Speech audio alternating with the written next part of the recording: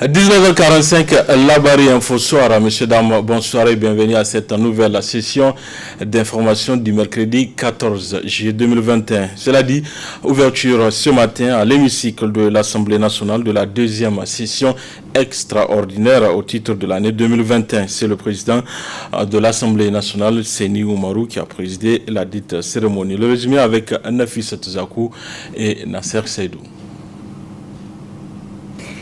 L'hymne national suivi de l'appel nominatif des députés ont marqué le début de la cérémonie d'ouverture de la deuxième session extraordinaire de l'Assemblée nationale au titre de l'année 2021.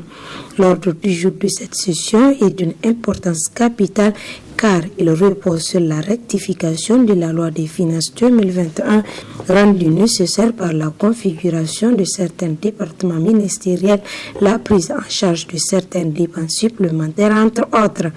En dépit de la qualité des prévisions budgétaires arrêtées en décembre 2020, un réajustement est aujourd'hui indispensable pour adapter le budget général à la mandature qui démarre.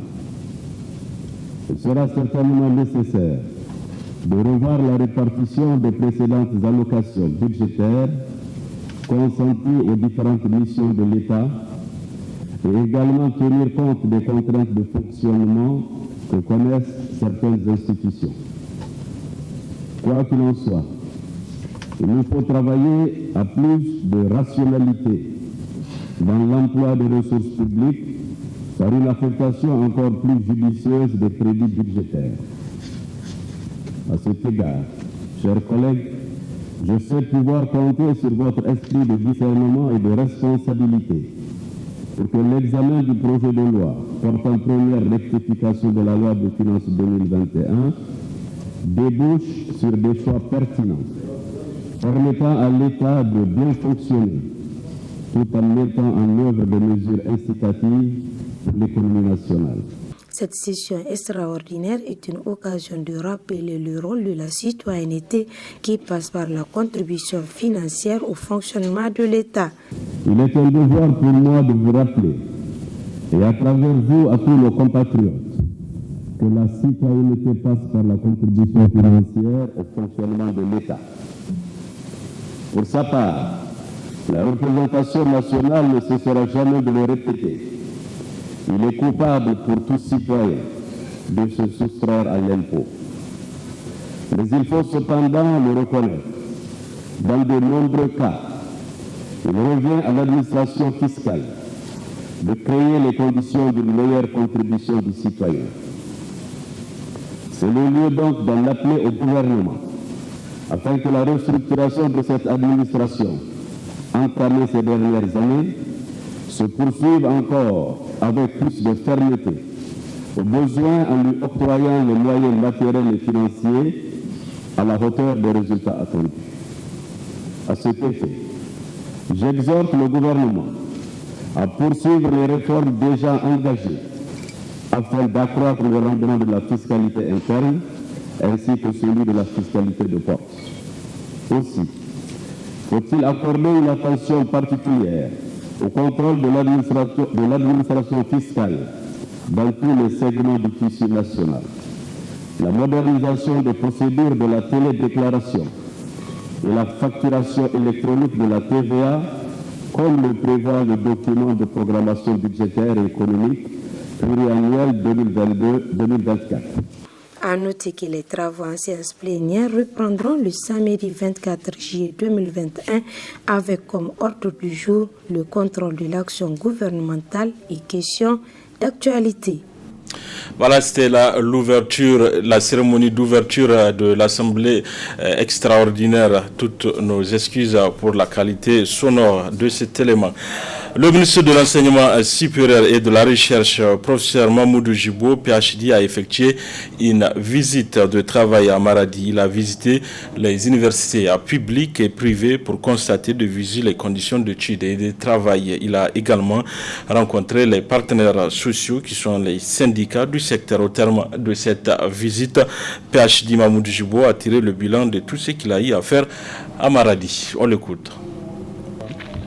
Et tant qu'un peuple ne tend pas la main d'autres peu pour se nourrir, il pourra le regarder en face et lui dire non, je refuse, ce n'est pas dans mon intérêt. J'ai vu également des chercheurs en nombre insuffisant, mais plein d'ambition. Il nous faut, au niveau de l'ensemble de nos universités, un véritable plan Marshall. Un plan Marshall pour construire suffisamment d'infrastructures. Nous avons besoin de salles de cours, nous avons besoin de laboratoires, mais nous avons surtout besoin d'équipements pour ces laboratoires. Mais pour animer tout cela, avec plus de 5000 étudiants, il faut que nos universités aient suffisamment d'enseignants, suffisamment d'assistants, suffisamment de personnel administratif et technique, suffisamment d'enseignants technologues. Donc, il nous faut absolument recruter le maximum d'enseignants en relation avec les places d'accueil que nous pourrons offrir. Et au fur et à mesure, ça va décharger. Un enseignant-chercheur n'est pas surchargé par les activités d'enseignement. Cela lui donne du temps pour se consacrer à la recherche. Cela lui permet de suivre la recherche entreprise. Mais quand il est écrasé des heures et des heures d'enseignement, il est difficile de trouver le moment pour se libérer. La recherche n'a pas un moment choisi pour le faire. Elle doit être permanente. Donc, je vais continuer les visites de toutes les universités publiques et je vais faire un plaidoyer auprès du président de la République qui, je sais déjà, est totalement acquis à cette question de développement de l'enseignement supérieur pour que l'enseignement supérieur monte la route de l'émergence aux autres Nigériens. J'ai vu également quelques écoles privées hier, mais quelques-unes que j'ai vues m'ont également impressionné par le niveau d'investissement. Ce sont des privés qui investissent beaucoup et qui proposent énormément de choses. La seule chose qui nous reste, c'est de bien nettoyer nos loups pour regarder ce qui s'y passe. Restons toujours avec le ministre de l'Enseignement supérieur qui a effectué cet après-midi une visite à l'office du baccalauréat du Niger. PhD Mamoudou Jibo est parti s'enquérir du niveau des préparatifs du bac session 2021. Adam Ousmana, Aboubakar Souley. L'Office national en charge de l'organisation du baccalauréat reçoit par la présente la visite du ministre de l'Enseignement supérieur et de la Recherche venu s'enquérir des préparatifs du dit examen. Accompagné des responsables de l'Office du bac du Niger, le ministre a fait le tour des différents magasins où sont stockés les matériels dans l'attente de leur acheminement dans les 197 centres que compte le pays. Il est normal que je vienne moi-même chercher à connaître le niveau de l'organisation, que je rende compte au président de la République et au Premier ministre et à l'ensemble du gouvernement d'ailleurs, et que l'opinion nationale soit également assurée que le bac se prépare bien, dans de très belles conditions, et plaise à Dieu, Inch'Allah, nous allons organiser un bac propre. En tout cas, telle est notre ambition. Nous allons l'organiser dans des conditions les meilleures. Nous avons ça et là quelques petites difficultés avec certains de nos collègues. Et je pense que tout va être géré à la grâce de Dieu. L'essentiel est qu'on se parle, qu'on se comprenne. Tout est fin prêt. Le colisage est pratiquement bouclé. Il faut juste que nous ayons les derniers ressorts, c'est-à-dire les derniers sous requis pour que toute la machine se mette en branle. Et là, nous savons que nous pouvons compter sur le ministre des Finances. Occasion pour le ministre Mamoudou Jibo de réitérer l'attachement du gouvernement à organiser ces épreuves dans la plus grande transparence, d'où son appel à ceux qui seront tentés de les passer autrement. Nous voulons avoir un examen propre. Un examen qui ne doit souffrir d'aucune irrégularité. Nous avons eu déjà des alertes par rapport à des enseignants. Des enseignants dont certains de nationalité de pays étrangers qui parcourent les lycées, les CES, pour recruter des candidats à la fraude, moyennant un montant de 250 à 300 000. Et l'astuce a été donnée pour identifier les copies de ceux qui auront payé. La police est en train de suivre le réseau Ce n'est pas bon de divulguer. Nous voulons attendre la fin des investigations pour les prendre. Et aussi bien les candidats qui se seront rendus coupables de cette tricherie organisée que les enseignants et les parents qui ont payé, tous seront poursuivis. Un enseignant qui se fait prendre dans une démarche de fraude, nonobstant les poursuites judiciaires, il sera carrément radié de la fonction publique. Tricher un examen, c'est trahir le pays. Nous ne pouvons pas l'accepter. Nous allons sévir, on va parler de droits de l'homme, on y va. Notons que l'Office du baccalauréat du Niger dispose de moins de 2 semaines pour répartir ce matériel dans l'ensemble du pays en vue d'un bon déroulement des épreuves de ce diplôme donnant accès à l'enseignement supérieur. Éducation, toujours avec le début ce matin à l'Institut de formation aux techniques de l'information et de la communication IFTIC des soutenances de fin de cycle des étudiants en licence de la promotion 2019-2021. Ils sont plus d'une soixantaine à défendre 3 années de longues études, nous rapportent Boubacar Ibrahim et Chebou Guissou. 2 semaines après les examens des élèves du niveau moyen, c'est au tour des étudiants du niveau supérieur de l'Institut de formation aux techniques de l'information et de la communication IFTIC à faire face devant leur jury pour soutenir et défendre leur mémoire de fin de cycle. Ils sont à peu près 72 étudiants, toutes filières confondues, qui auront à se présenter 3 jours durant devant des jurys pour l'obtention de la licence professionnelle qui leur ouvriront certainement les portes de la vie active. Nous avons entamé les soutenances qui concerne les étudiants en licence. Nous avons également des étudiants en presse écrite qui soutiennent cette année, qui sont au nombre de 3. C'est vrai qu'au niveau de cette filière, on n'enregistre pas de plus en plus de candidats, mais la filière existe quand même. Nous avons organisé une réunion avec les présidents du jury, réunion qui nous a permis de cadrer un peu comment les choses doivent se passer. Et Dieu merci, les présidents du jury ont fait preuve d'une très grande disponibilité et également d'une très grande maturité d'esprit. Et les propositions faites par ces présidents du jury nous permettent aujourd'hui d'organiser convenablement ces soutenances-là. Pour cette première journée, après des séances de présentation et de questionnement et après délibération, les étudiants ragaillardis n'ont pas manqué de faire part de leur satisfaction. Franchement, c'est déjà un ouf de soulagement. Savoir que les 3 ans qu'on a eu à faire ne sont pas partis en vain. Donc vraiment, c'est une satisfaction pour moi, pour ma famille.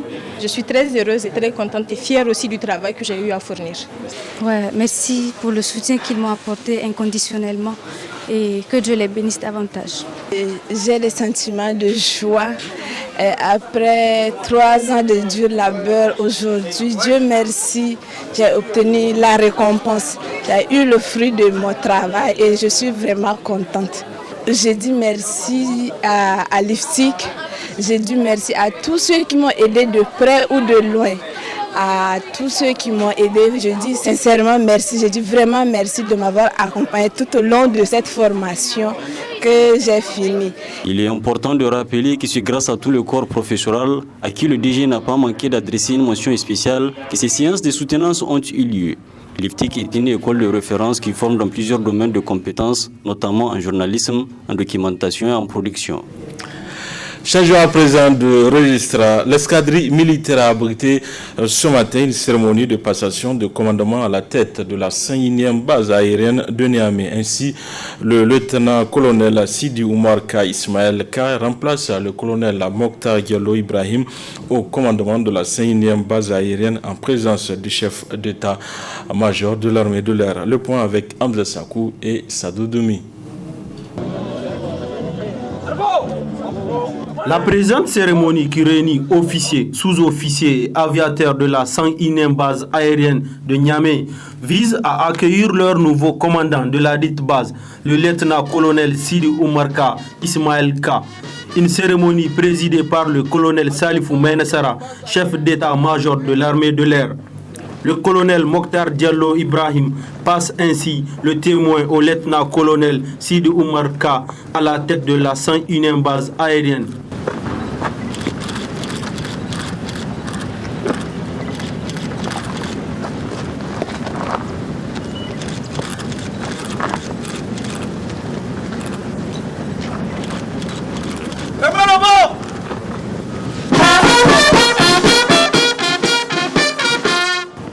recevoir le président de la République, chef suprême des armées, chef de l'État, vous reconnaîtrez désormais comme commandant de base le lieutenant-colonel Ismaël K.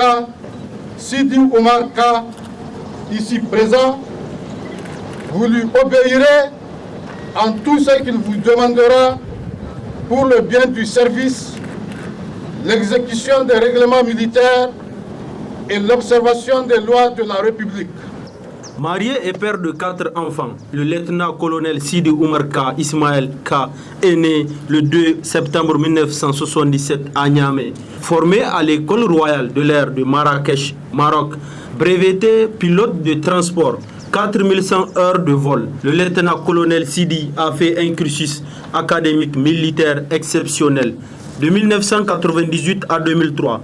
École royale de l'air de Marrakech, Maroc, de 2003 à 2004.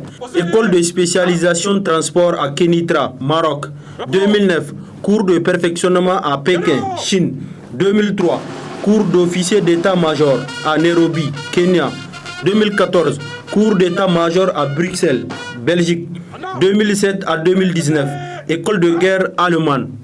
Lieutenant-colonel Sidi a occupé plusieurs postes dont pilote à l'escadron d'aviation légère à la base aérienne 101 de Niamey, commandant d'escadron d'avion légère à la base aérienne 101 de Niamey, cumulativement chef 5e bureau adjoint à l'état-major de l'air, commandant d'escadron de reconnaissance et de surveillance aérienne à la base aérienne 101 de Niamey, cumulativement chef 3e bureau adjoint à l'état-major de l'air, commandant d'escadron de reconnaissance et de surveillance aérienne à la base aérienne 101 de Niamey, commandant de la base aérienne 501 de Difa, avec de grades successifs.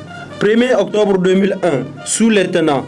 1er octobre 2003, lieutenant. 1er octobre 2012, commandant. 1er octobre 2017, lieutenant-colonel.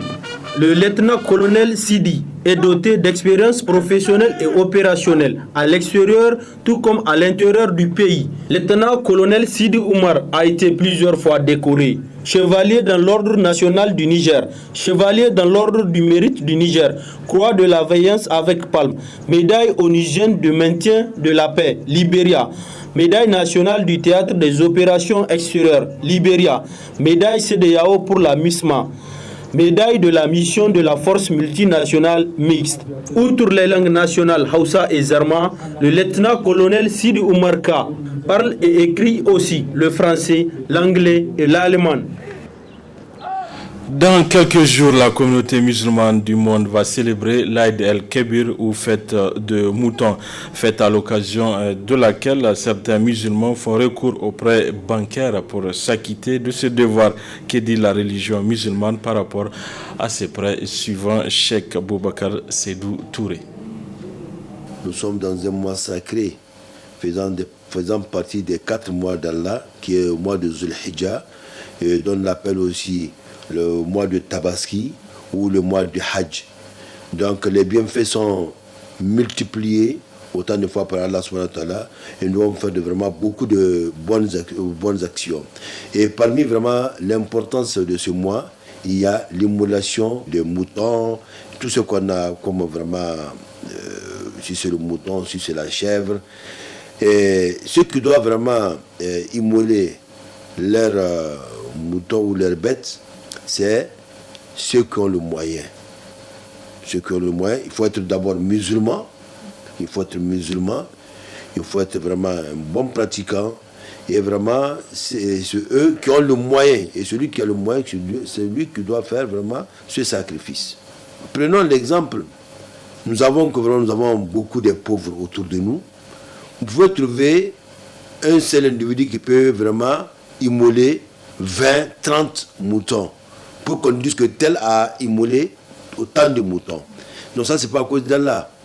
Et donc vraiment, nous devons penser aux pauvres. Et la meilleure chose même, comme surtout le prophète nous a dit, et surtout en ces temps-là, il faut faire rentrer la joie dans les constitutions des pauvres. C'est-à-dire, au lieu d'abattre toi seul 10 moutons, 20 moutons, vaut mieux prendre les moutons et identifier, cibler chez les pauvres et les amener vivants. Que les gens ne comprennent pas l'islam aussi. Parce que ceux qui n'ont pas le moyen, ils font ces prêts-là pour qu'on ne dise pas qu'ils n'ont pas immolé. Mais sinon, le prophète Mohammed sallallahu alayhi wa sallam nous a fait savoir que lui déjà, toute sa communauté, il a immolé un bélier pour toute sa communauté. Ceux qui n'ont pas le moyen d'acheter leurs bêtes, leurs moutons. Donc, raison pour laquelle, si vous voyez vous endetter, ça l'islam ne l'a pas dit. Ça, Allah dit dans le Saint-Coran, la yukallifullahu nafsan illa wusaha. Allah ne vous en charge pas vraiment d'autres charges en dehors de ce que vraiment vous ne connaissez pas. Donc vraiment, Allah ne doit pas vraiment vous charger avec vraiment ce que vous ne pouvez pas faire. Si ce prêt, c'est comme vraiment tu prends et on te rembourse ton salaire, c'est dans ton salaire, ça, il n'y a pas de problème. Mais, parce qu'il y a prêt et prêt. D'autres n'ont pas les moyens, ce n'est pas des fonctionnaires, ils ne travaillent pas et ils s'endettent pour acheter leurs moutons et après vraiment on les amène à la police pour que vraiment ils payent. Ça vraiment, ça c'est interdit, l'islam n'a pas dit. Parlons Tabaski toujours, ils sont nombreux les Nigériens, en particulier ceux de Niamey qui s'adonnent à la grillade des moutons avec des fourneaux fabriqués pour la circonstance. Omar Boubacar est un soudeur à Niamey. Il fabrique des fourneaux destinés à la grillade des moutons pour la fête de Tabaski. Suivez ce reportage avec nos confrères du studio Kalangu.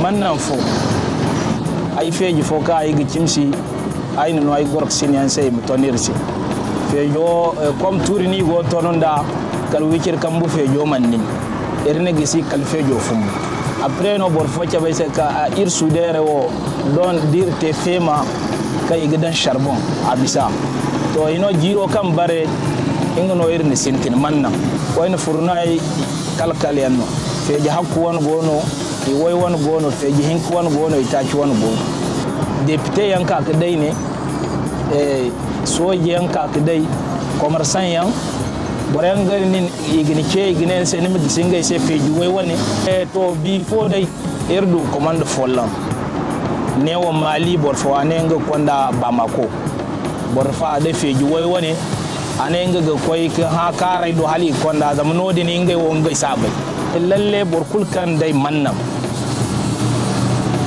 igo ka ki se kan lalle irmu kokari ide hannuno kai irkan ne boraisi borbob kan dai mannan après ge kan client fo kan ge dai koy zamse mannan ngai wo ide anafa hakika ni na saba aiki da shi yanzu wannan layyan ta zo layya ta uku kenan ina yi da shi kuma yana da muhimmanci amma shi wannan in kana ragon da kai 5-6 kana da misak da charbon in ka saya ishe ka kuma ba zai bata lokaci ba cikin awa 2 zuwa 3 ka gasa nama ka dauke ka aje maimakon da ka sai ice na jika 20 ka ce za ka gasa ragon da kai 5 ko 6 kai ini ma bai gasa da kake so ba ga hayaki kana tada to shi ko wanga in kana aiki da shi ba sai wani hayaki ya tashi ba tun da kitsan ragon ma bai zuba cikin murhun ko ta yake zuba wannan ma da kun ka tarro ne nan ga wani makwabci na ke son shi na ce na akwai ne sai shi bara ya bari in zo in sami shi nan ni warnes sai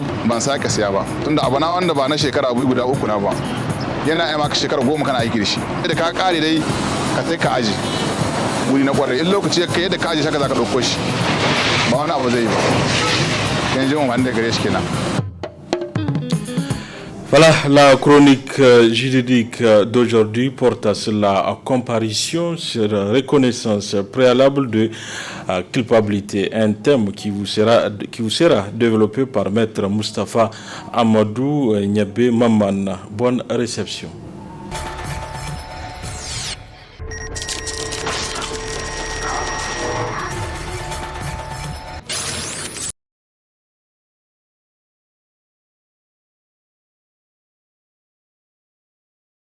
La comparution sur reconnaissance préalable de culpabilité est une procédure qui permet de rendre la justice de manière rapide, simple et moins coûteuse.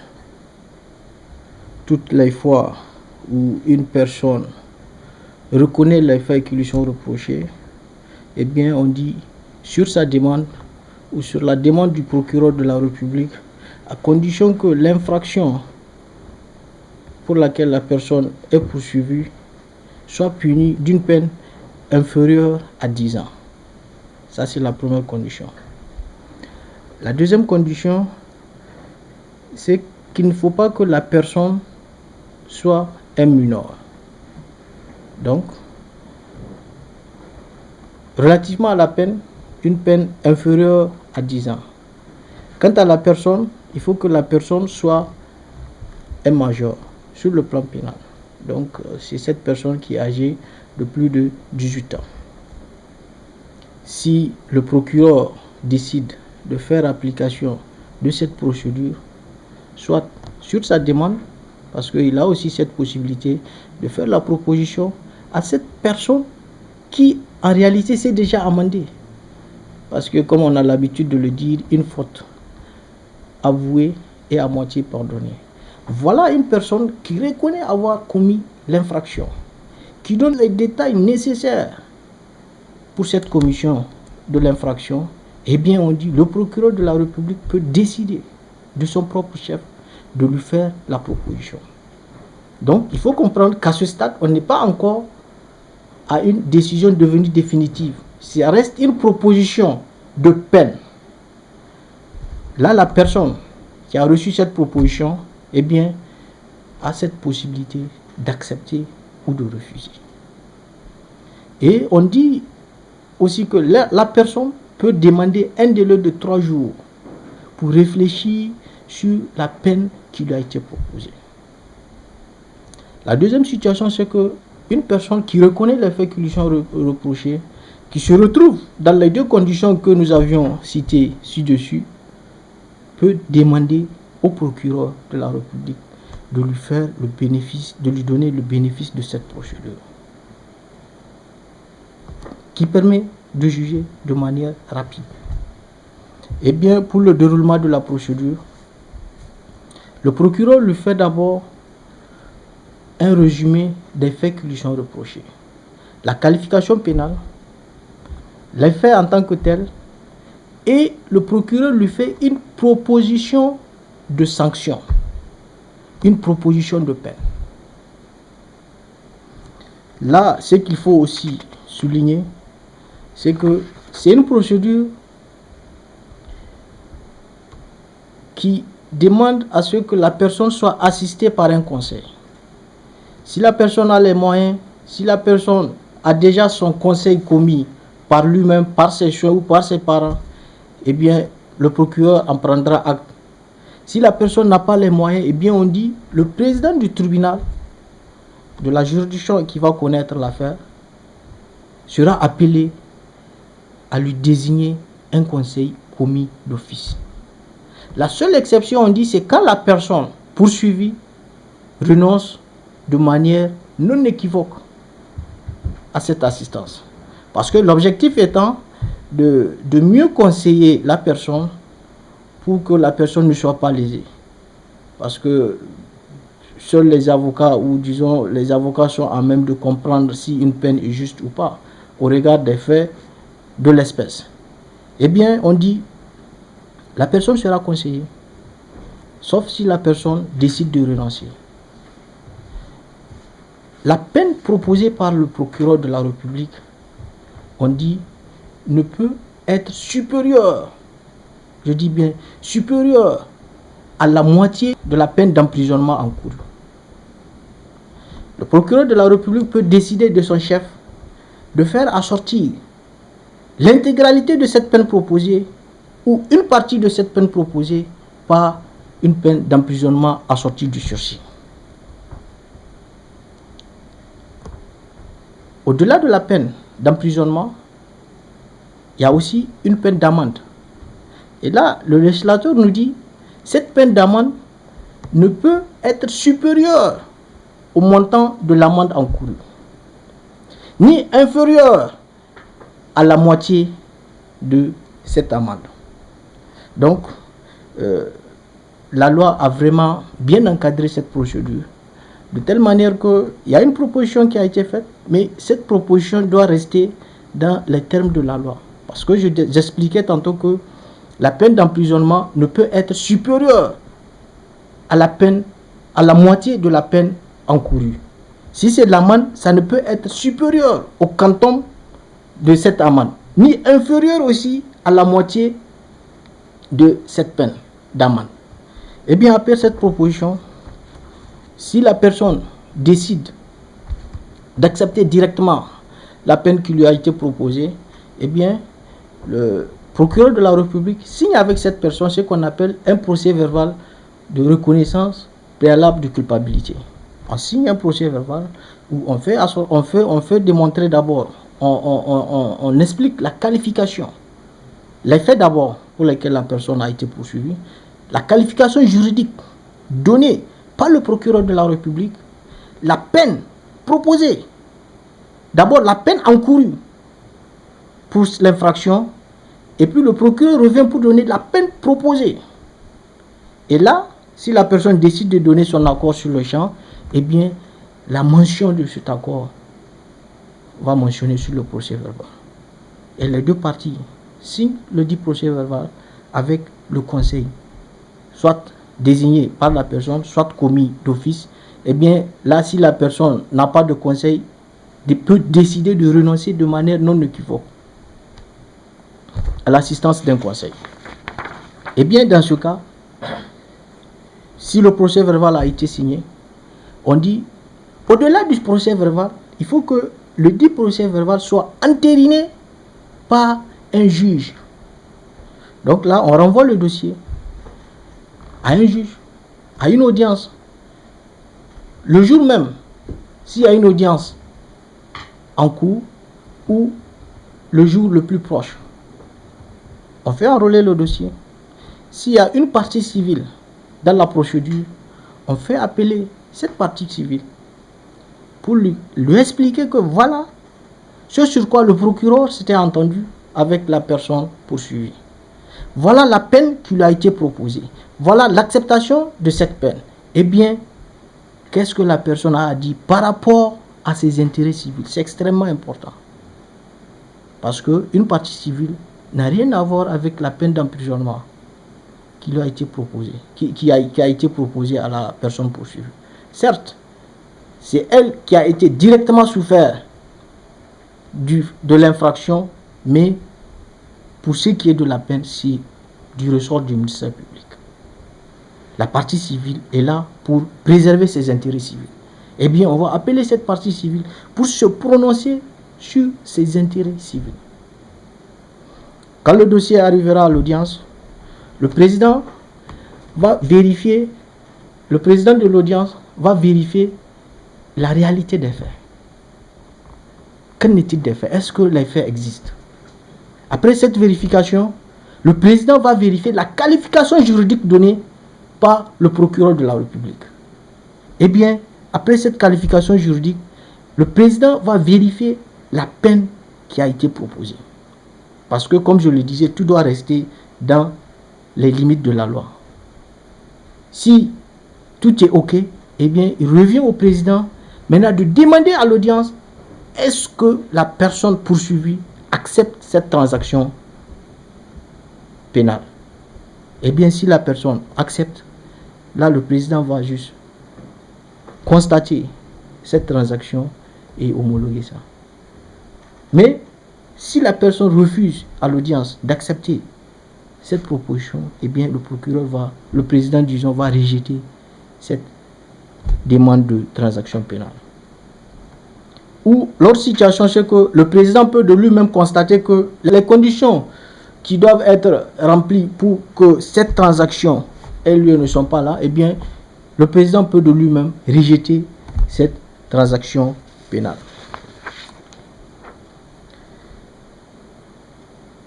Ce qu'il faut aussi soutenir, c'est que il y a certaines infractions qui ne peuvent pas connaître de cette procédure. C'est l'article 379-10 de notre code de procédure pénale qui nous donne la réponse. On dit cette procédure n'est pas applicable aux infractions prévues aux articles ci-après. Elle n'est pas applicable aux infractions d'introduction, de fabrication, de culture et vente de substances psychotropes punies de peine criminelle. Elle n'est pas non plus applicable quand pour des faits impliquant plusieurs personnes, toutes ne l'acceptent pas. Si par exemple une infraction commise par 2 ou 3 personnes, une personne accepte cette proposition, les autres refusent d'accepter cette proposition, eh bien cette transaction pénale ne peut trouver application. C'est le cas aussi d'une infraction portant sur la fausse monnaie, le délit de fuite, les séquestrations et arrestations arbitraires, l'aliénation de la liberté d'autrui, les atteintes à la pudeur, les actes impudiques sur mineurs de même sexe, les mutilations génitales féminines. C'est pour vous dire que depuis un certain temps, parce que c'est une révision de 2007, donc depuis un certain temps, le législateur a vraiment créé les conditions pour qu'il y ait une justice accélérée et une justice plus juste pour ces personnes qui reconnaissent leur tort. C'est cela aussi la justice, c'est la célérité, c'est cela aussi la justice. C'est pour permettre à ce que ces personnes ne se retrouvent pas dans des dossiers qu'ils vont traîner derrière eux toute leur vie. Ce qui est important aussi de souligner, c'est que même le dossier qui se trouve en instruction, la personne qui reconnaît les faits peut, par son biais ou par le biais de son avocat, écrire une correspondance officielle au procureur de la République où il va retracer les faits qui lui sont reprochés, il va reconnaître les faits qui lui sont reprochés et faire cette proposition au procureur de la République de lui faire application de la reconnaissance de cette procédure de reconnaissance préalable de culpabilité. Donc, depuis un certain temps, je vous dis, nos juridictions ont commencé à faire application de cette procédure. Tout ce qui reste à dire, c'est que le commun des mortels doivent aussi s'en saisir de cette situation pour demander le bénéfice de l'application des dispositions 379-1 à 379-10 du Code de procédure pénale.